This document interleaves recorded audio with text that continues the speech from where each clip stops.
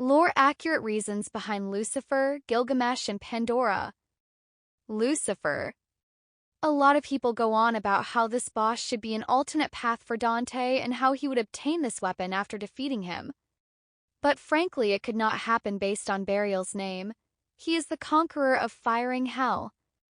The weapon Lucifer has explosive attributes, which implies that Lucifer was a fire-based demon. And by this logic and fact that Burial drops the weapon, Burial conquered Lucifer's domain and killed him. Thus, once we kill Burial with Dante, he grants us Lucifer, the soul of the demon he had killed. We shouldn't forget that this game spent 4 years in development. At least Lucifer might have been a concept at one point, but now it is clearly implied that he died and at Burial's hand. Gilgamesh.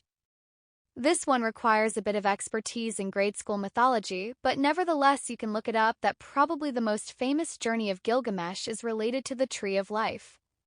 The Tree of Life in this case is symbolized by Ikinda, a plant-like demon that just sprouts life from itself by creating a jungle and constantly shooting her eggs during her boss fight. Thus, once we destroy the Tree of Life, we gain access to the hero of might Gilgamesh, which by no coincidence grants Dante enhanced physical strength and aids him in hand-to-hand combat. If we look at the earlier concept arts of Ikinda, we can observe that she was partly a male lion king of the animals, just like King Gilgamesh, implying that the two characters were probably the same at one point before the developers decided to divide them. Pandora.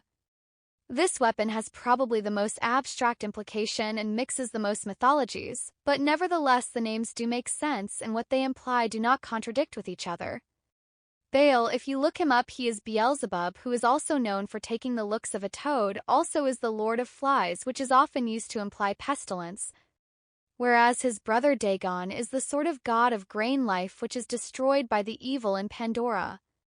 So, in this sense, it also makes sense that they grant you the weapon of pestilence which was sealed until you destroyed its owner, granting you the disaster weapon.